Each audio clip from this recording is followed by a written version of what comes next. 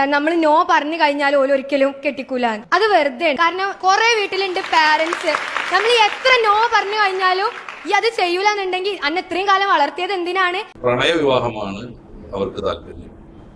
മറിച്ച് സമൂഹം ഇതുവരെയും വെച്ചു പുലർത്തി പോന്നിരുന്ന അറേഞ്ച്ഡ് മാരേജ് എന്ന് വെച്ചാൽ രണ്ട് കുടുംബങ്ങൾ കൂടിയാലോചിച്ച് വരന്റെയും വധുവിന്റെയും യോഗ്യതകൾ പരിഗണിച്ച് അവർക്ക് ഇടയിലുള്ള ഐക്യവും രഞ്ജിപ്പും പ്രത്യേകമായി വിലയിരുത്തി കല്യാണം കഴിച്ചു കൊടുക്കുന്ന ശൈലി.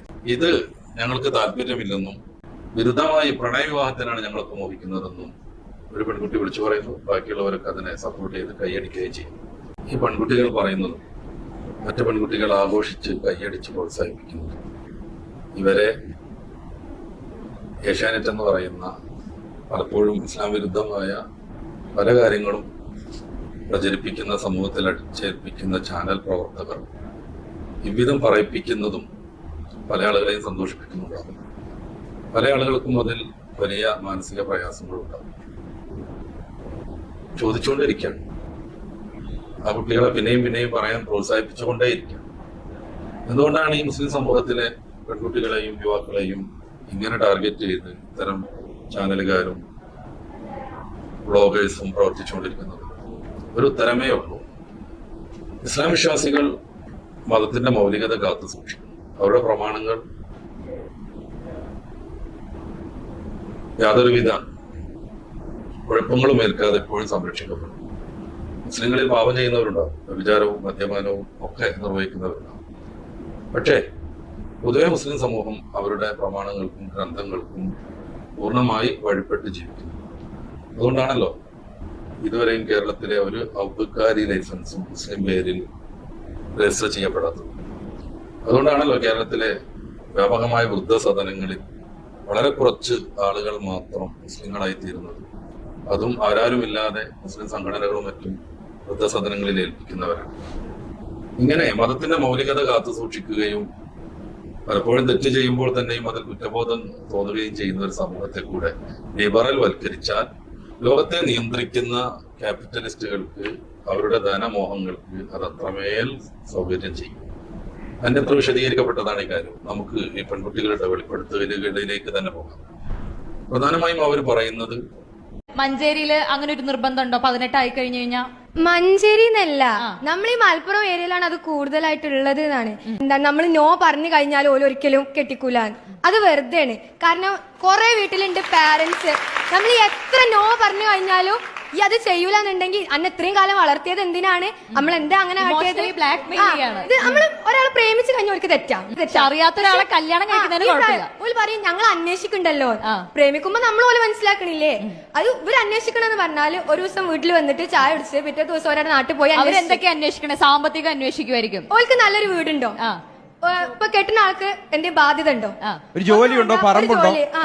നീ ഇപ്പോ കെട്ടിച്ചാൻ വല്ല പെങ്ങന്മാരുണ്ടെങ്കിൽ അത് പറ്റൂല. ഈ പ്രണയവിവാഹമാണ് അവർക്ക് താല്പര്യം. മറിച്ച് സമൂഹം ഇതുവരെയും വെച്ചു പുലർത്തി പോന്നിരുന്ന അറേഞ്ച്ഡ് മാരേജ് എന്ന് വെച്ചാൽ രണ്ട് കുടുംബങ്ങൾ കൂടിയാലോചിച്ച് വരന്റെയും വധുവിന്റെയും യോഗ്യതകൾ പരിഗണിച്ച് അവർക്ക് ഇടയിലുള്ള ഐക്യവും രഞ്ജിപ്പും പ്രത്യേകമായി വിലയിരുത്തി കല്യാണം കഴിച്ചു കൊടുക്കുന്ന ശൈലി. ഇത് ഞങ്ങൾക്ക് താല്പര്യമില്ലെന്നും വിരുദ്ധമായി പ്രണയവിവാഹത്തിനാണ് ഞങ്ങളൊക്കെ മോഹിക്കുന്നതെന്നും ഒരു പെൺകുട്ടി വിളിച്ചു പറയുന്നു. ബാക്കിയുള്ളവരൊക്കെ അതിനെ സപ്പോർട്ട് ചെയ്ത് കൈയടിക്കുകയും ചെയ്യും. ഈ പെൺകുട്ടികളെ കുറിച്ചോ അവരുടെ ഈ വെളിപ്പെടുത്തലുകളെ കുറിച്ചോ അല്ല എനിക്ക് പറയാനുള്ളത്. അത് ഇന്ന് സമൂഹം വെച്ചു പുലർത്തുന്ന ചില വിവാഹ സങ്കല്പങ്ങളുടെ ഒരു ഭാഗമാണ്. ആ വിവാഹ സങ്കല്പങ്ങളിൽ എപ്പോഴും അവർക്കിടയിൽ മുഴച്ചു നിൽക്കുന്നത് പ്രണയത്തെ ഏറ്റവും മനോഹരമായി കാണുക എന്നതാണ്. സ്വാഭാവികമായും വിവാഹപൂർവമായ ബന്ധങ്ങളെ, ലൈംഗിക ബന്ധമാവട്ടെ, സ്പർശനം, ഒന്നിച്ചുള്ള യാത്ര പോലെയുള്ള ബന്ധങ്ങളാവട്ടെ, പ്രണയം, സല്ലാപം പോലെയുള്ള എല്ലാ ഇന്ന് മനോഹരമായി അടിച്ചേൽപ്പിക്കപ്പെട്ടുകൊണ്ടിരിക്കുന്ന ചാനലും സിനിമയും മറ്റും പ്രോത്സാഹിപ്പിച്ചുകൊണ്ടിരിക്കുന്ന ഈ ഒരു രീതിയെ പരിശുദ്ധ ഇസ്ലാം അംഗീകരിക്കുന്നേ ഇല്ല.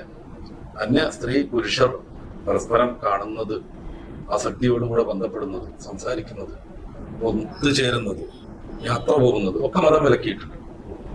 അത് ഇസ്ലാമിന്റെ മാത്രം പ്രശ്നമൊന്നുമല്ല എന്നതുകൂടെ ഞാൻ സൂചിപ്പിക്കുകയാണ്. അന്യ സ്ത്രീയെ ആസക്തിയോടുകൂടെ നോക്കുന്നത് കണ്ണിന്റെ വ്യഭിചാരമാണ്. അവർ തെറ്റ് ചെയ്യാൻ കണ്ണ് കാരണമാകുന്നെങ്കിൽ കണ്ണ് ചുരുന്നു കളയണമെന്ന് ബൈബിളിൽ പറയുന്നു. മത്തായി സുവിശേഷത്തിന്റെ 5-ാം അധ്യായത്തിന്റെ 28-ാമത്തെ വാക്യം. അപ്പൊ ഇസ്ലാമിന്റെ മാത്രം ഒരു വിശേഷണമല്ല ഇത്. എന്നാൽ പോലും മറ്റ് മതങ്ങളും ഗ്രന്ഥങ്ങളും ഒക്കെ നമ്മൾ മനസ്സിലാക്കിയെടുത്തോളം അനുയായികൾക്ക് പാലിക്കാൻ ഉള്ളതല്ല എന്ന രീതിയിലാണ് അവരുടെ സമീപനം. അതുകൊണ്ട് തന്നെ അത്തരം വാക്യങ്ങൾ ഒരു ക്രൈസ്തവനെ സംബന്ധിച്ച് അന്യസ്ത്രീയെ നോക്കുന്നതിന് തടസ്സമായി വരുന്നില്ല. നേരെ മറിച്ച് പരിശുദ്ധ ഇസ്ലാം വിലക്കിയത് വിലക്കായിട്ട് തന്നെ പരിഗണിക്കുന്നവരാണ് മഹാഭൂരിപക്ഷം മുസ്ലിങ്ങൾ. അതുകൊണ്ട് ഇത്തരം പ്രശ്നങ്ങൾ മുസ്ലിങ്ങളുടേത് മാത്രമായിട്ട് ന്യൂനീകരിക്കപ്പെടുന്നു. അതൊരു വശം. എന്തായാലും ഞാൻ ഈ പറഞ്ഞത് വിധത്തിലുള്ള വിവാഹപൂർവമായ ബന്ധങ്ങളെ ഇസ്ലാം അനുവദിക്കുന്നതല്ല. എന്നാൽ സ്നേഹത്തെയും പ്രണയത്തെയും അത് അംഗീകരിക്കുന്നു. വിവാഹത്തിന് ശേഷം നല്ല ഭദ്രമായ കുടുംബ ബന്ധത്തെയും സ്നേഹബന്ധത്തെയും അത് നിർബന്ധമായി കൽപ്പിക്കുന്നു. അതോടൊപ്പം സമൂഹത്തിന്റെ ഏറ്റവും അടിസ്ഥാന യൂണിറ്റ് ആവുന്ന കുടുംബത്തെ അത് പ്രോത്സാഹിപ്പിക്കുകയും ചെയ്യുന്നു. ഇതിൽ നിന്ന് കുതറി മാറി താന്തോന്നികളായി അടിച്ചു പൊളിച്ച് ഇഷ്ടപ്പെട്ട ആളുകളോടൊപ്പം പ്രേമവും പ്രണയവും നടിച്ച് ആർഭാടത്തോടുകൂടെ ജീവിക്കുന്നതാണ് ഇന്ന് മീഡിയകളും മറ്റും സൃഷ്ടിച്ചുകൊണ്ടിരിക്കുന്ന പൊതുബോധം. ഇസ്ലാമിന്റെ ദാമ്പത്യം എന്താണ്? അതിന്റെ ഗുണങ്ങൾ എന്താണ്? കേരളത്തിൽ കാലങ്ങളായി ഈ ലൈംഗിക ശാസ്ത്രത്തെ കുറിച്ചും മനഃശാസ്ത്രത്തെ കുറിച്ചും ഒക്കെ പഠിക്കുകയും കൗൺസിലിംഗ് പോലെയുള്ള ഇത് സംബന്ധമായ വ്യവഹാരങ്ങളിൽ ഏർപ്പെടുകയും വിവിധ സ്ഥാപനങ്ങളിൽ അധ്യാപകനാവുകയും ഒക്കെ ചെയ്ത ഈ മേഖലയിൽ ഏറ്റവും പ്രസിദ്ധൻ, ഈ മേഖലയിൽ ഏറ്റവും പരിചയസമ്പന്നൻ, പ്രണയത്തെയും വിവാഹത്തെയും ഒക്കെ നിരവധിയായ രീതിയിൽ സമീപിക്കുകയും പഠനം നടത്തുകയും ചെയ്ത വലിയ പണ്ഡിതനുമായ ഡോക്ടർ മാത്യു വെല്ലൂർ. ഇന്നത്തെ നമ്മുടെ സംസാരത്തിൽ പല ഘട്ടങ്ങളിൽ അദ്ദേഹത്തെ ഞാൻ ഉദ്ധരിക്കും, ആമുഖമായി സൂചിപ്പിക്കും. അദ്ദേഹം ഇസ്ലാമിനെ ഈ ലൈംഗിക ജീവിതത്തെക്കുറിച്ചും ദാമ്പത്യത്തെക്കുറിച്ചും പറയുന്ന ഒരു ഭാഗം ഇത്തിരി ദൈർഘ്യമുള്ളതാണ്. ഞാൻ വളരെ പെട്ടെന്ന് ഉദ്ധരിക്കാം. അദ്ദേഹം പറയുന്നു, വളരെ ഉദാത്തവും പ്രായോഗികവുമായ സമീപനം കൈക്കൊണ്ടിട്ടുള്ള ഇസ്ലാമിക സമൂഹം സ്ത്രീ പുരുഷ ബന്ധങ്ങളുടെ പാവനത്വവും വിശുദ്ധിയും അംഗീകരിച്ചിരിക്കുന്നു. ഇതാണ് പ്രധാനം, പാവനത്വവും വിശുദ്ധിയും. നമുക്ക് തുടരാം. പ്രകൃതി നിർവിശേഷമായ വൈകാരിക സമ്പൂർത്തീകരണം ഒരാവശ്യമെന്ന നിലയിൽ ഇസ്ലാം അംഗീകരിക്കുന്നതോടൊപ്പം അത് മതപരവും സദാചാരപരവുമായ നിയന്ത്രണങ്ങൾക്ക് വിധേയമാവേണ്ടതാണെന്ന് വിശ്വസിക്കുന്നു. മതപരവും സദാചാരപരവുമായ ഈ നിയന്ത്രണങ്ങൾ വേണം, അല്ലാതെ താന്തോന്നികളായിട്ട് ലൈംഗിക വൃത്തിക്ക് പാടില്ലെന്ന്. വിവാഹ, ലൈംഗികത എന്നിവയുടെ കാര്യത്തിൽ ഇസ്ലാം കുടുംബജീവിതത്തിൽ നിഷ്കർഷിക്കുന്നത് വളരെ പ്രായോഗികവും ഉദാത്തവും ലളിതവുമായ നിയമങ്ങളും ചടങ്ങുകളുമാണ്. ആരുടെയെങ്കിലും പ്രലോഭനത്തിൽ കൂടി കുരുങ്ങി ഇസ്ലാമിലെ ചില സംഗതികളെ സമൂഹമധ്യേ ആക്ഷേപിച്ചുകൊണ്ടിരിക്കുന്ന പെൺകുട്ടികൾ പക്ഷേ ഇത്തരം ഈ വിഷയത്തിലെ പ്രഗത്ഭരുടെ വാക്കുകൾ കേട്ടിട്ടേ ഉണ്ടാവില്ല. അതുകൊണ്ടാണ് ഈ പെൺകുട്ടികളെ പ്രത്യേകം ടാർഗറ്റ് ചെയ്യാതെ ഈ ചിന്തയിലേക്ക് പോകുന്ന മുസ്ലിങ്ങൾ എന്നല്ല എല്ലാവിധ വിശ്വാസധാര വെച്ചു പുലർത്തുന്നവരോടുമായി ഈ മാത്യു വെല്ലൂരിന്റെ വാക്കുകൾ ഞാൻ ഉദ്ധരിക്കുന്നത്. തുടരാം. മനുഷ്യമാത്രത്തെയും മാനുഷിക മൂല്യങ്ങളെയും അത് എല്ലാ കാര്യങ്ങളിലും ഉയർത്തിപ്പിടിക്കേണ്ടതുണ്ട്. ലൈംഗികമായ അരാജകത്വത്തെയും വൈകൃതങ്ങളെയും കർശനമായി നിയന്ത്രിക്കുന്നതിനുള്ള അനുശാസനകളും ഇസ്ലാം നൽകുന്നതായി കാണും. ലൈംഗികമായ അരാജകത്വങ്ങൾ, വൈകൃതങ്ങൾ തീർച്ചയായിട്ടും നല്ലൊരു കൗൺസിലറാണ് ഈ വിഷയത്തിലെ അനുഭവ സമ്പന്നനാണ്. പലപ്പോഴും ഈ കൗൺസിലിംഗ് എന്ന പേരിൽ അല്ലെങ്കിൽ ഈ പ്രീ മാരിറ്റൽ ക്ലാസ് ക്യാമ്പ് എന്നൊക്കെ പേരിൽ വൃത്തികേടുകൾ പലതും പഠിപ്പിക്കുന്നുണ്ട്. ഭൂതരതി പോലും അത് തുറന്നു പറയേണ്ടതുണ്ട്. ഈ പെൺകുട്ടികൾ തന്നെ അവരുടെ ദീർഘമായ ഈ പ്രോഗ്രാമിൽ വിവാഹത്തിന്റെ മുന്നേ ഇതേക്കുറിച്ചൊക്കെ നല്ല വിദ്യാഭ്യാസം നേടണം എന്ന് പറയുന്നുണ്ട്. അത് സപ്പോർട്ട് ചെയ്യാം. പക്ഷെ ഏതാ നല്ല വിദ്യാഭ്യാസം? ഭർത്താവിന്റെ താല്പര്യം ബുധഭോഗമാണെങ്കിൽ അതുപോലും സമ്മതിക്കണം എന്ന് പറയുന്നതാണോ നല്ല വിശ്വാസം, നല്ല വിദ്യാഭ്യാസം? അതല്ലെന്ന് പറയേണ്ടി വരും ധാർമ്മികതയും മൂല്യങ്ങളെയും മാനിക്കുന്ന ആളുകൾക്ക്. അതുകൊണ്ടാണ് മാത്യു വെല്ലൂർ പറയുന്നത് അരാജകത്വത്തെയും ലൈംഗിക വൈകൃതങ്ങളെയും കർശനമായി ഇസ്ലാം നിയന്ത്രിക്കും. സാമൂഹിക ജീവിതം ശാന്തവും സുരക്ഷിതവുമാകണമെന്ന ഉദ്ദേശത്താലാണ് സമൂഹം, വിവാഹം എന്നീ സ്ഥാപനങ്ങളെ ഇസ്ലാം കുടുംബം അംഗീകരിക്കുന്നതും ആശീർവദിക്കുന്നതും എന്നതിൽ പക്ഷാന്തരമില്ല. സമൂഹം, കുടുംബം, ഇത് വിവാഹം, ഇത് നിർബന്ധമായി നിലനിൽക്കണമെന്ന് ഇസ്ലാം പറയുന്നു. എന്തുകൊണ്ട്?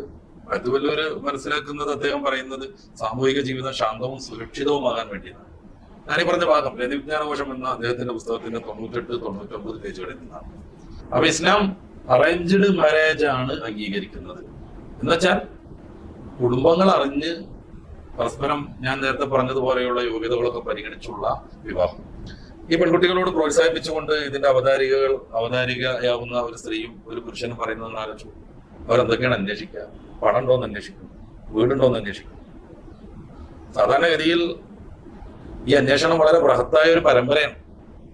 മുസ്ലിം സൊസൈറ്റിയിൽ അയൽവാസികളോട് അന്വേഷിക്കും, അവരുടെ അടുത്ത ബന്ധുക്കളോട് അന്വേഷിക്കും, മഹല്ല് സംവിധാനങ്ങളിൽ അന്വേഷിക്കും, പള്ളിയിൽ ഉസ്താദിനോട് അന്വേഷിക്കും, അവിടെയുള്ള രാഷ്ട്രീയ പ്രവർത്തകരോട് അന്വേഷിക്കും. അങ്ങനെ മനുഷ്യത്വത്തെ മാനിക്കുന്ന എല്ലാവരോടും അന്വേഷിച്ചിട്ടാണ് ആ ചെറുപ്പക്കാരന്റെ വ്യക്തിത്വം കണ്ടെത്തുന്നതും നിശ്ചയിക്കുന്നതും. ഇത് കൂടുതൽ പരിചയസമ്പന്നത ഈ പെൺകുട്ടിയുടെ പിതാവിനായിരിക്കും, സഹോദരനായിരിക്കും, അല്ലെങ്കിൽ വല്യപ്പയ്ക്കായിരിക്കും, അമ്മാവനായിരിക്കും. ലോകപരിചയവും ഓരോ ചെറുപ്പക്കാരനെയും മനസ്സിലാക്കാനുള്ള പക്വതയും. സ്വന്തം മകളെയാണ് കെട്ടിച്ചു കൊടുക്കുന്നത്. പേരെന്താന്ന് ചോദിച്ചു 10 മിനിറ്റ് കൊണ്ട്. ഈ പെൺകുട്ടി അങ്ങനെ പറയുന്നുണ്ടല്ലോ, പേരെന്താന്ന് ചോദിച്ചു 10 മിനിറ്റ് കൊണ്ട്.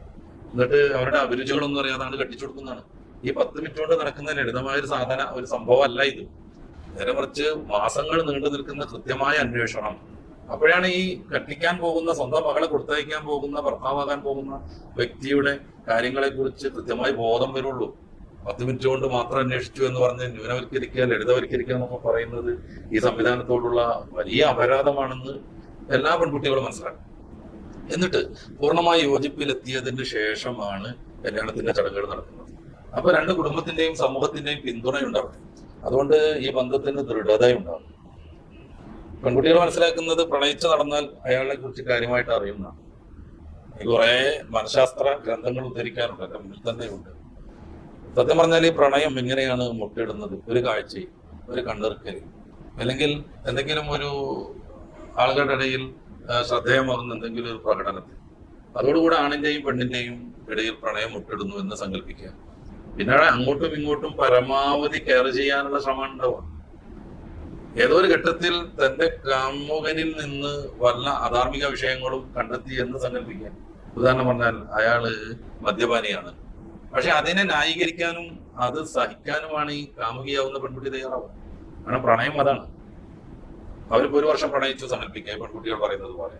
സാധാരണഗതിയിൽ ഈ പ്രണയിക്കുന്ന കാമുകന്മാരൊക്കെയും അവരുടെ കാമുകിമാരുടെ ഇടയിൽ നല്ല പിള്ള ചമയുന്നതിൽ ഒരു തർക്കമില്ലല്ലോ.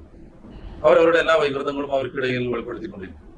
ഇല്ല, പിന്നെ എങ്ങനെയാണ് പെൺകുട്ടി പഠിക്കുന്നത്, ഇയാളെ കുറിച്ച് കൂടുതൽ മനസ്സിലാക്കുന്നത്? അയാളുടെ സ്വഭാവം 1 വർഷം 2 വർഷം പ്രണയിച്ച് നടന്നതുകൊണ്ട് ആൾക്ക് ബോധ്യപ്പെടുന്നത്.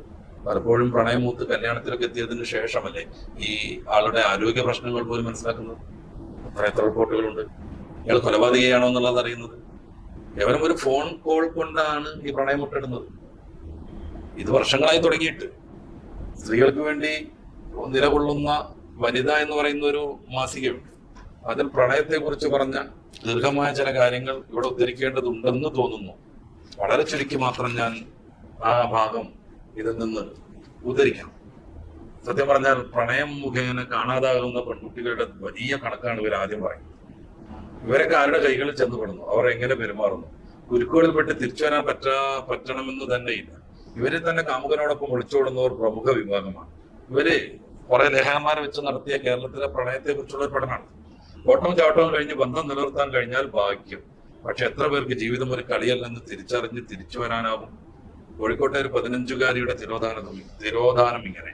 ഒരു വൈകുന്നേരം ഫോൺ കോൾ, അത് റോങ് നമ്പർ ആയിരുന്നു. അടുത്ത ദിവസം അതേ സമയത്ത് റോങ് നമ്പർ വീണ്ടും. പെൺകുട്ടിക്ക് രസം തോന്നി. സംഭാഷണത്തിലൂടെ ബന്ധം വളർന്നു. 15-കാരി 30-കാരനോട് പൊളിച്ചോടാൻ അധിക ദിവസം വേണ്ടി വന്നില്ല. ഒരാഴ്ച കഴിഞ്ഞ് പെൺകുട്ടിയെയും കാമുകനെയും പാലക്കാട് നിന്ന് പോലീസ് നോക്കി. അക്കഥ അവിടെ കഴിഞ്ഞു. ഇത്തരം ഇൻസ്റ്റന്റ് പ്രേമങ്ങൾ ഇപ്പോൾ കേരളത്തിൽ സമൃദ്ധമാണെന്ന് പോലീസ് വൃത്തങ്ങൾ പറയുന്നു. ഒരു കോൾ. നേരത്തെ പെൺകുട്ടി പരിഹസിക്കുന്നത് 10 മിനിറ്റ് കൊണ്ട് പേര് ചോദിച്ചു. പിന്നെ നമ്മുടെ ഈ ചാനലുകാര് ആ പെൺകുട്ടിയെ പ്രോത്സാഹിപ്പിച്ചുകൊണ്ട് പറയുന്നത് സമ്പത്തുണ്ടോ നോക്കും, വീടുണ്ടോ നോക്കുന്നതാണ്. നേരെ കുറിച്ച് ഒറ്റ മിസ്ഡ് കോളിൽ പ്രേമം തുടങ്ങുന്നു. 30-കാരനാണ്, ഇരട്ടി വയസ്സുള്ള അയാളോടൊപ്പം പെൺകുട്ടി ഓടിപ്പോകുന്നു. ഇത് എത്ര അനുഭവങ്ങളുണ്ട് മിസ്ഡ് കോളിൽ തുടങ്ങുന്നത്? അല്ലെങ്കിൽ ക്യാമ്പസിലുള്ള എന്തെങ്കിലും ഒരു കലാവൈഭവം പ്രകടിപ്പിക്കുന്നതോടുകൂടെ പ്രണയത്തിലാവുന്നത്. എന്തായാലും ഈ പെൺകുട്ടിയുടെ മുമ്പിൽ നല്ല പിള്ള ചമയാനെ കാമുകൻ ശ്രമിക്കൂ. കാരണം അവന്റെ കുറെ ലക്ഷ്യങ്ങളുണ്ട്.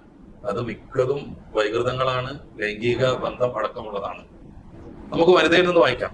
ആരെങ്കിലും കൂടെ വരാൻ പറയുമ്പോൾ ഇറങ്ങിയാൻ കാത്തിരിക്കുകയാണ് ഈ പെൺകുട്ടികൾ എന്ന് തോന്നും വിധമാണ് കേരളത്തിൽ ഇപ്പോഴത്തെ കുടുംബ പശ്ചാത്തലം. ഇത് നമ്മുടെ മുസ്ലിം വിഭാഗം മറക്കുന്ന സുന്നി വൈസരി സാറ പോലെയുള്ള ഒരു പുസ്തകത്തിൽ നിന്നല്ല ഞാൻ വായിക്കും. നേരെ മറിച്ച് ഇത്തരം ഇവരുടെ ജീവിതങ്ങളെയൊക്കെ അത്യാവശ്യം പ്രോത്സാഹിപ്പിച്ചുകൊണ്ടിരിക്കുന്ന വനിത എന്ന പ്രസിദ്ധീകരണത്തിൽ നിന്ന് ഗതികേട് കൊണ്ട് അവർ എഴുതേണ്ടി വരികയാണ് അന്വേഷണ റിപ്പോർട്ട്. കാമുകനൊപ്പം ഒളിച്ചു പോകുന്നവരിൽ ചിലർ ഗർഭിണികളായി തിരിച്ചു വരും. ചിലർ ഏതെങ്കിലും അഴുക്കുചാലിൽ ചെന്നുപെടും. ഇനി ഒരിക്കലും തിരിച്ചു വരാനാവാത്ത വിധം. ചെറിയ ജോലികളിലും അനാഥ മന്ദിരങ്ങളിലും അഭയം നേടുന്നവരുമുണ്ട്. തിരിച്ചു വരാത്തവർ എവിടെയെന്ന് ആർക്കും അറിയില്ല. അവർ എവിടെയോ ആവാം. കേരളത്തിൽ ഓരോ വർഷവും വർദ്ധിച്ചു വരുന്ന അജ്ഞാത ജനങ്ങളും കാണാതെയാവുന്ന പെൺകുട്ടികളും തമ്മിൽ നേരിട്ട് ബന്ധമുണ്ടോ എന്ന് പഠിച്ചറിയേണ്ടിയിരിക്കുന്നു. തുടരാം. എന്തായാലും പരിക്കു പറ്റുന്ന പെൺകുട്ടികൾക്കാണ്. ചെറിയൊരു വൈകാരിക പ്രശ്നം കൊണ്ട് തന്നെ പൊടുന്നനെ ആരെന്നും എന്തൊന്നും നോക്കാതെ പ്രേമിച്ചു വശാവുന്ന പെൺകുട്ടികൾ കേരളത്തിൽ ഏറുകയാണ്. അവർ യാഥാർത്ഥ്യങ്ങൾ മനസ്സിലാക്കുമ്പോഴേക്കും വൈകിപ്പോയിരിക്കും. ഇതാണ് ഒരൊറ്റ ആവേശത്തിനാണ് പ്രണയം തുടങ്ങുന്നത്. പിന്നെ എല്ലാം ന്യായീകരിക്കാനാണ് ശ്രമിക്കുക രണ്ടുപേരും. കാരണം അത് മുന്നോട്ട് കൊണ്ടുപോകാൻ അവരുടെ ആവശ്യമാണ്. അല്ലെങ്കിൽ വിദ്യാർത്ഥികളുടെ ഇടയിൽ, കൂട്ടുകാരുടെ ഇടയിൽ മാനങ്ങളും ഇതുവരെ പറഞ്ഞ തള്ളുകളൊക്കെ വെറുതായി പോകും. ഈ പെൺകുട്ടിയും കൈയടിച്ച് പ്രോത്സാഹിപ്പിക്കുന്ന പെൺകുട്ടികളെ മനസ്സിലാക്കിയിട്ടുണ്ടോ? ഈ അറേഞ്ച് ചെയ്ത് ഒരു വരനെ തന്റെ പിതാവും തന്റെ സഹോദരന്മാരും അമ്മാവന്മാരും തന്നോട് ഏറ്റവും കൂടുതൽ ആർദ്രതയും സ്നേഹവും ഉള്ളവർ ചേർന്ന് തയ്യാറാക്കി അന്വേഷിച്ച് ദീർഘമായ സപര്യകളിലൂടെ അദ്ദേഹത്തിന്റെ നന്മകൾ മൊത്തം കണ്ടെത്തി ആവാഹിച്ച് കല്യാണം കഴിച്ചു കൊടുക്കുന്നതും പൊടുന്നനെ പ്രേമത്തിലേക്ക് എടുത്തു ചാടുന്നതും ഏതാ കൂടുതൽ സുരക്ഷിതത്വം എന്ന് പെൺകുട്ടികളെ ആലോചിക്കാം. നമുക്ക് വനിതയിൽ നിന്ന് തന്നെ വായിക്കാം. കൊച്ചിയിലുണ്ടായ ഒരു സംഭവം. ഒരു ഡോക്ടറുടെ മകളാണ് പെൺകുട്ടി, 2ാം വർഷ ഡിഗ്രി വിദ്യാർത്ഥിനി. അമ്മയാകട്ടെ പതിവായി ക്ലബ്ബ് സന്ദർശിക്കുന്നവർ.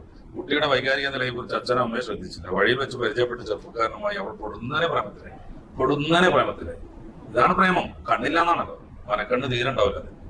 പ്രണയം നീണ്ട മാസങ്ങളോളം അവർ മുങ്ങി. അവസാനം പിടികൂടിയപ്പോൾ കാമുകൻ ഒരു ബൈക്ക് മോഷ്ടാവായിരുന്നു. എന്നിട്ട് 10 മിനിറ്റ് കൊണ്ട് പേര് ചോദിക്കും, സമ്പത്ത് ചോദിക്കും, വീടുണ്ടോ ചോദിക്കും, പിടിച്ച് ചടപടാ കെട്ടിച്ചു വിടുന്നാണല്ലോ ചാനലുകാരൻ പ്രോത്സാഹിപ്പിച്ച് പെൺകുട്ടികൾ മൊത്തം പറഞ്ഞത്. ഈ പെൺകുട്ടി നല്ല കുടുംബത്തിൽ പിറന്നവർ, നല്ല സാമ്പത്തിക ഭദ്രത ഉള്ളവർ, ഡോക്ടർ ദമ്പതികൾ, ഇങ്ങനെ പലരും അവരുടെ മക്കൾ പൊടുന്നനെ കാമിക്കുന്നു, പിന്നെ ഒളിച്ചോടുന്നു, ഗർഭമുണ്ടാകുന്നു, കൊല ചെയ്യപ്പെടുന്നു. പലരും വിവാഹം എന്ന ഒരു താൽക്കാലിക നാടകത്തിന് നിന്നു കൊടുക്കുന്നു. പക്ഷെ ആള് ബൈക്ക് മോഷ്ടാവാണ്. എങ്ങനെ മനസ്സിലായി പെൺകുട്ടിക്ക്? ലാസ്റ്റ് എല്ലാം തകർന്നപ്പോ.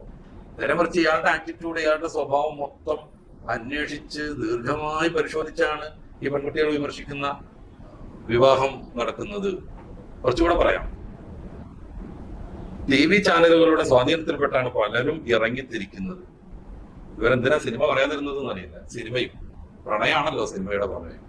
എങ്ങനെയെങ്കിലും ഒക്കെ ഒരു പെൺകുട്ടിയെ പ്രണയിക്കണം, എന്നിട്ട് അടിച്ചു പൊളിച്ച് ജീവിക്കണം. ആദ്യമേ ചില എതിർപ്പുകളുണ്ടാവും, അത് തരണം ചെയ്യണം.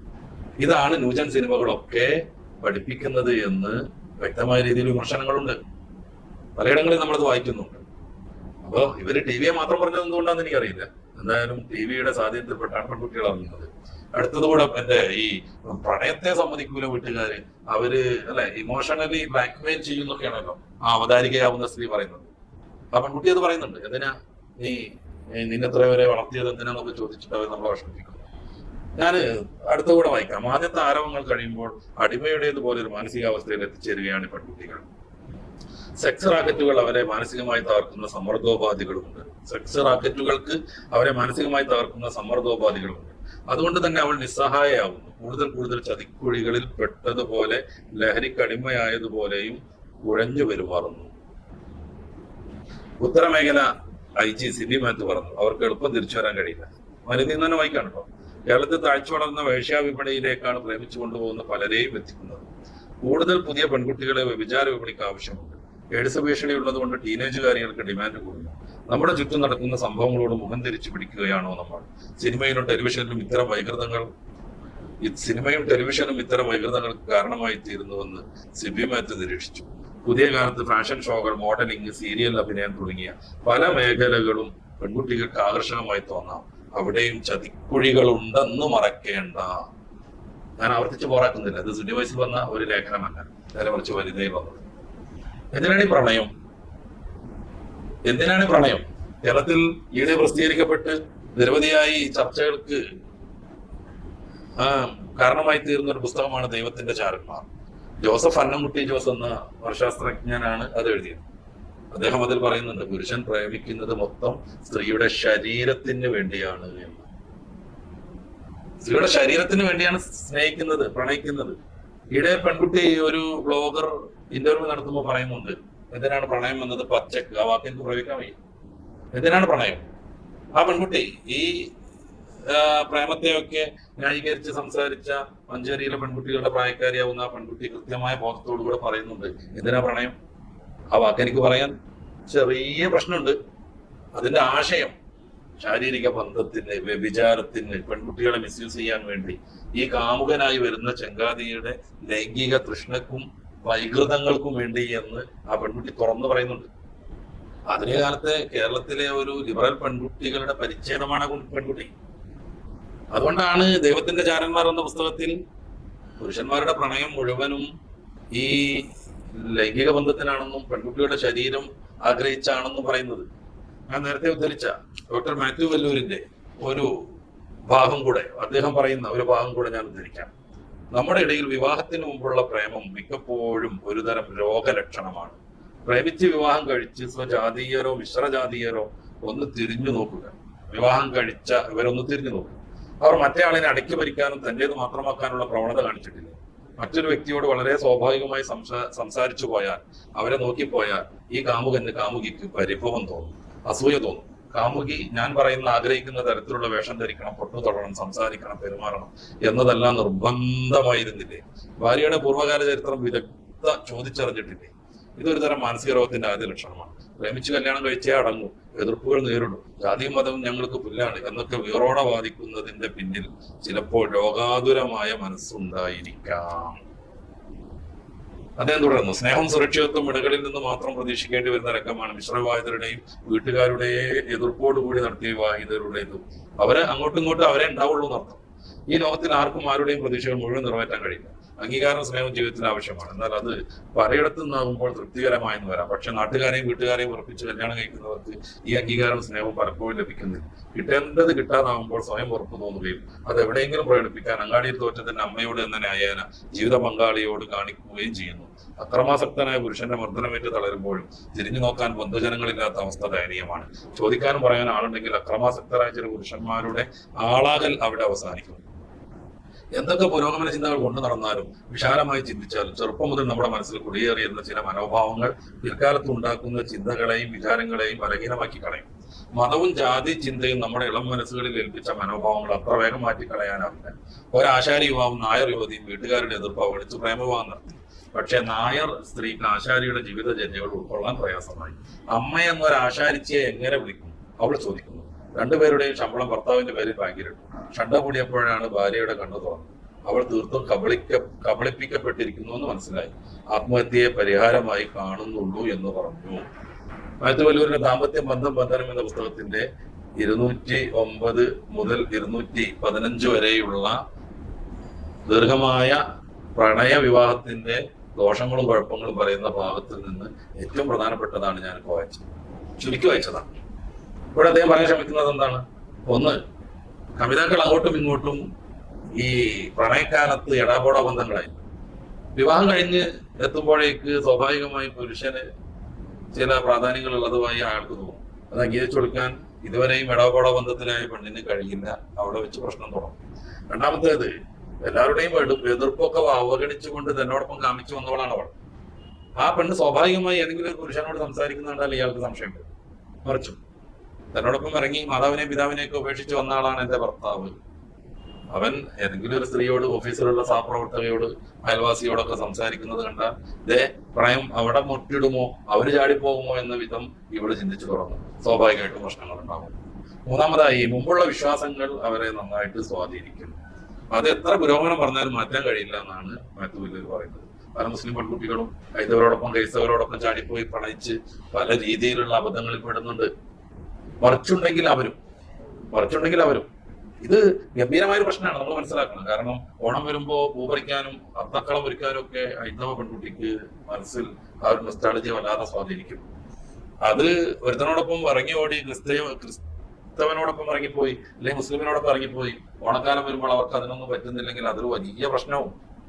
മറ്റു വല്ലവർ പറയുന്നത് എത്ര പുരോഗമനം പറഞ്ഞാലും അത്തരം ചില വിശ്വാസങ്ങളും പരിചയങ്ങളും ഒന്നും മനസ്സൊന്നും മാറ്റാൻ കഴിയില്ല എന്ന്. ഇത് സ്വാഭാവികം മാത്രം.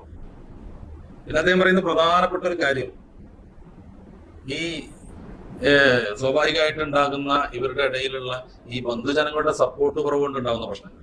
ഒരു രോഗം വന്നാൽ, ഗർഭം വന്നാൽ, പ്രസവം വേണ്ടി വന്നാൽ, അറേഞ്ച് മാരേജിൽ ഒരു പെൺകുട്ടിക്ക് ഒരു പ്രസവം വന്നു കഴിഞ്ഞാൽ രണ്ട് വീട്ടുകാരുടെയും രണ്ട് സമൂഹത്തിന്റെയും എന്തൊരു പിന്തുണയാണ് കിട്ടുക. പ്രണയത്തിനിടയിൽ ഗർഭം സംഭവിച്ചു നോക്കുക. ഞാൻ നേരത്തെ ഉദ്ധരിച്ചല്ലോ, പ്രണയം തന്നെയും ഈ പലരും ആഗ്രഹിക്കുന്നത് എന്നല്ല, മിക്കവാറും എന്നല്ല പൂർണ്ണമായും ഈ പ്രണയക്കാരൊക്കെ ആഗ്രഹിക്കുന്നത് പെണ്ണിന്റെ ശരീരമാണ്. ആ ബന്ധത്തിനിടയ്ക്ക് ഗർഭം സംഭവിച്ചു നോക്കിയ 10 മാസം കൃത്യമായി പറഞ്ഞാൽ 9 മാസവും 10 ദിവസവും ഈ പെൺകുട്ടി ഗർഭം എത്ര ബുദ്ധിമുട്ടിയാണ് മറച്ചു വെക്കുന്നത്. ഗർഭകാലത്തുണ്ടാവുന്ന ശാരീരികമായ അവശതകൾ, പലജാതി രോഗങ്ങൾ, പ്രയാസങ്ങൾ, വിമ്മിട്ടം, ഛർദിൽ പോലെയുള്ള പ്രശ്നങ്ങൾ, ഭക്ഷണത്തിനോടുള്ള വിപ്രതിപത്തി, ഇതൊക്കെ എത്ര വിഷമം പിടിച്ചാണ് ഈ പെൺകുട്ടി മറച്ചു വെക്കുന്നത്. എന്നിട്ട് പലപ്പോഴും അബോർഷൻ ചെയ്യാനുള്ള ശ്രമങ്ങൾ നടത്തും. പലപ്പോഴും പ്രസവിക്കേണ്ടി വരുന്നു. സ്വന്തം പൊക്കിൾക്കൊടി മുറിക്കാനോ പ്ലാസന്റ മാറ്റാനോ പ്രസവ സമ്പത്തുണ്ടാകുന്ന മാരകമായ ആ ഒരു സന്ദർഭത്തിലുണ്ടാകുന്ന സഹായങ്ങൾ ചെയ്യാൻ ആരുമില്ലാതെ ബാത്റൂമിലൊക്കെ പ്രസവിക്കുന്ന എത്ര കമിതാക്കളുണ്ട്. എന്നിട്ട് കുഞ്ഞിനെ കൊന്ന് ഫ്ലാറ്റിന്റെ 6ാം നിലയിൽ നിന്ന് വലിച്ചെറിഞ്ഞ എറണാകുളത്തുകാരെ കുറിച്ച് ഈയിടെ വാർത്ത വായിച്ചിട്ടില്ലേ? ആ കുട്ടിയെ കണ്ണുകളും മറ്റു ഭാഗങ്ങളും ഉറുമ്പ് മുഴുവനായി തിന്ന് പിറ്റേ ദിവസം കണ്ടെത്തിയിട്ടില്ലേ? നേരെ മറിച്ച് 2 ബന്ധുക്കളും മനസ്സിലാക്കി രണ്ടുപേരുടെയും സ്വഭാവവും യോജിപ്പൊക്കെ പരിഗണിച്ച് കല്യാണം കഴിച്ചയക്കുന്ന ഒരു പെൺകുട്ടി ഏകദേശം കല്യാണം കഴിഞ്ഞ് മാസങ്ങളാകുമ്പോഴേക്ക് അവരുടെ ഗർഭത്തെ കുറിച്ച് അന്വേഷിച്ച് സ്നേഹപൂർവ്വമായി അന്വേഷിക്കുന്ന വല്യമ്മമാരുണ്ടാവാറില്ലേ? ഗർഭം സംഭവിച്ചു എന്ന് സങ്കല്പിക്കുക. പിന്നെ ആ 2 വീട്ടിലും എന്തൊരു സന്തോഷമാണ് നിലനിൽക്കുന്നത്. അന്ന് ഉമ്മയുടെ ഫോണ് നിലയ്ക്കോ അവരെല്ലാ ബന്ധുക്കളെയും വിളിച്ചുകൊണ്ടിരിക്കൂലേ, മോൾക്ക് ഗർഭമുണ്ടായി, വിശേഷമുണ്ടായി എന്ന് പറഞ്ഞിട്ട്. പിന്നെ 2 വീട്ടിലും എത്രമേൽ സുരക്ഷിതത്വത്തോടുകൂടിയാണ് പെൺകുട്ടിയെ പരിചരിക്കുന്നത്. ഭർത്താവ് കൂടുതൽ ആർദ്രവനാവുന്നില്ല, ലീവ് എടുക്കുന്നില്ല. പ്രസവത്തിന് വേണ്ടി ഒരു ആശുപത്രിയിൽ അഡ്മിറ്റ് ചെയ്തു സങ്കല്പിക്കുക. ലേബർ റൂമിന്റെ മുമ്പിൽ 2 പേരുടെയും ബന്ധുക്കൾ സമൃദ്ധമായി നിന്ന് പ്രാർത്ഥിച്ചുകൊണ്ടും മന്ത്രങ്ങൾ ചെയ്തും ഖുർആൻ നിലകൊള്ളുന്ന ആ ഒരു സുന്ദരമായ മുഹൂർത്തം ഓർക്കുമ്പോഴേ പെൺകുട്ടിക്ക് പ്രസവത്തിൽ ഒരു മാത്രം സന്തോഷം വരും, പ്രയാസരഹിതമാകും. ഇതല്ല അനുഭവം. നേരെ മറിച്ച് പ്രണയിക്കുന്നു, വിവാഹം, അതിനിടയിൽ ഗർഭമുണ്ടാകുന്നു, അല്ലെങ്കിൽ പ്രണയിച്ചു ഓടിപ്പോയി ഏതെങ്കിലും ഒരുത്തിനുള്ളൂ. ചിലപ്പോൾ അന്യമതക്കാരനായിരിക്കും, അന്യജാതിക്കാരനായിരിക്കും, ചിലപ്പോൾ വലിയ അന്തരമുള്ളവരായിരിക്കും സ്വഭാവത്തിൽ, സംസ്കാരത്തിലൊക്കെ. ഇയാളോടൊപ്പം കഷ്ടിച്ച് ജീവിക്കുമ്പോ ഈ പ്രണയത്തിന്റെ എല്ലാ പ്രയാസങ്ങളും ഒറ്റയ്ക്ക് സഹിക്കേണ്ടി വരില്ലേ? പ്രസവത്തിന് ആരുടെയെങ്കിലും സപ്പോർട്ട് ഉണ്ടോ? ചിലപ്പോൾ ഗർഭമുണ്ടാകുന്നതോടുകൂടി തന്നെ വഴക്ക് കൂടി വരില്ലേ? കാരണം മറ്റേയാളും ഇതുകൊണ്ട് ബുദ്ധിമുട്ടാവുന്നു, ഒഴിയാൻ ശ്രമിക്കുന്നു, ഉപേക്ഷിക്കുന്നു. എത്ര പേരുണ്ട് അങ്ങനെ? അപ്പൊ പ്രണയം ഒരു വലിയ സംഭവമാണെന്ന് പറഞ്ഞിട്ട് ഇസ്ലാമിന്റെ ഈ നേരത്തെ മാറ്റുമല്ലോ തുടക്കത്തിൽ ഞാൻ ഉദ്ധരിച്ചതുപോലെ കുടുംബത്തെയും സമൂഹത്തെയും നല്ലവിധം സംരക്ഷിക്കും വിധത്തിലുള്ള ഇസ്ലാമിന്റെ ഈ ദാമ്പത്യം, കല്യാണം, വിവാഹത്തോടൊക്കെയുള്ള സമീപനത്തെ കൊച്ചാക്കി കാണിക്കുന്നവർ യാഥാർത്ഥ്യബോധത്തോടുകൂടെ ചിന്തിക്കണമെന്ന് സ്നേഹപൂർവ്വം ഓർമ്മപ്പെടുത്തുകയാണ്. ഇനിയും കുറെ സംബന്ധമായിട്ട് നമുക്ക് സംസാരിക്കേണ്ടതുണ്ട്. വലിയ കേരളത്തിലെ പ്രസിദ്ധയായ ഒരു കൗൺസിലർ എന്റെ കൗൺസിലിംഗ് അനുഭവങ്ങൾ എന്ന പേരിൽ ഒരു പുസ്തകം തയ്യാറാക്കി. വഴിതെറ്റുന്ന കുട്ടികൾക്ക് നേർവഴി കാട്ടാൻ ഒരു കൈപ്പുസ്തകം എന്നാണ് ഇതിന്റെ പേര്. കലാഷിബു എന്നാണ് ഇതിന്റെ ഓതറുടെ പേര്. അവര് ഈ പ്രണയത്തിന്റെ ഒരു കാര്യം പറയുന്നതിനിടക്ക് ഇതിലെ ഒരു അധ്യായം ആരംഭിക്കുന്നത് സിന്ധു എന്ന ഒരു പെൺകുട്ടിയെ കുറിച്ച് പറഞ്ഞിട്ടാണ്. ഞാൻ ആ ഭാഗം അങ്ങനെ കുറച്ച് വായിക്കാം. സിന്ധു എന്ന 16-കാരിയെ കാണാനില്ല എന്ന പരാതി കിട്ടി മണിക്കൂറുകൾക്കുള്ളിൽ അവളെ പോലീസ് കണ്ടെടുത്തു. കാമുകനടക്കം ഒരു സംഘം അവൾക്കൊപ്പം ഉണ്ടായിരുന്നു. കഥ വളരെ വിചിത്രവും. സിന്ധുവിന്റെ കാമുകന്റെ ഭാര്യയുടെ കാമുകനായിരുന്നു അവളുടെ ആദ്യ കാമുകൻ. 16-കാരിയായ പെൺകുട്ടിയെ കിട്ടിയപ്പോൾ തന്നെ താഴ്ന്ന കാമുകനെ ഓർത്ത് വിലപിച്ച ഒരുവൻ തന്റെ സ്വന്തം ഭർത്താവിനെയാണ് പിന്നീട് പെൺകുട്ടിയുടെ മുന്നിൽ പരിചയപ്പെടുത്തിയത്. സ്വന്തം ഭർത്താവിനെ സഹോദരനായി പരിചയപ്പെടുത്തിയ അവൾ പെൺകുട്ടിക്കും കാമുകനായ ഭർത്താവിനും എല്ലാ ഒത്താശയും ചെയ്തു കൊടുത്തു. ഒടുവിൽ ഒളിച്ചോട്ടത്തിൽ ചെന്നെത്തി കാര്യങ്ങൾ. പ്രണയത്തിന് കണ്ടില്ല എന്ന് പറയുന്നത് സത്യമാണ്, വെറും കണ്ണല്ല. കണ്ണാണ് പലപ്പോഴും കപട പ്രണയത്തിലൂടെ നഷ്ടമാകുന്നത്. ഇന്നത്തെ കൗമാര സ്വപ്നങ്ങളിൽ നിറഞ്ഞിരിക്കുന്നത് ഇന്റർനെറ്റിലൂടെയും മൊബൈൽ ഫോണിലൂടെയും കാണുന്ന നീലച്ചിത്രങ്ങളോടും മറ്റുമാണ്. ചാരിത്രം എന്നത് വലിയ സംഭവമായി അവർ കാണുന്നില്ല. സുഖം കണ്ടെത്തുക മാത്രമാണ് വിഷയം. അതിനായി ചെന്നു ചാടുന്ന ചതിക്കുഴികൾ എത്ര ആഴമേറിയതാണെന്ന് അവർ തിരിച്ചറിയുമ്പോഴേക്കും വളരെ വൈകിയിരിക്കുന്നു. എന്തൊരു കലാപരമായ പ്രണയം! ഇതൊക്കെ അറിയാതെയാണ് നമ്മുടെ പെൺകുട്ടികൾ പറയുന്നത്, നേരത്തെ പറയുന്നത്. ഈ പ്രണയിക്കുമ്പോൾ ആളുടെ എല്ലാ സ്വഭാവം അറിയാലോ. ഈ സിന്ധു എന്ന പെൺകുട്ടി 16-കാരിയാണ്, അവള് പ്രണയിക്കുന്നു. ആരെ നമ്മൾ ആലോചിക്കണം. ഞാൻ വായിച്ചല്ലോ, ഇനി അത് വിശദീകരിക്കേണ്ട കാര്യമില്ലല്ലോ. കൂടെ കാമുകനോടൊപ്പം ഒരു സംഘം ഉണ്ട് അവളൊപ്പം. പ്രണയിച്ചു കൊണ്ടുപോകാൻ കൂട്ടുകാർക്കൊക്കെ ഷെയർ ചെയ്യുക, ജ്യേഷ്ഠന്മാർക്ക് ഷെയർ ചെയ്യുക. അവന്റെ മാത്രമല്ല, അവന്റെ അച്ഛന്റെയും അവന്റെ സഹോദരന്മാരുടെയും ഒക്കെ ഭാര്യയാക്കേണ്ടി വരിക.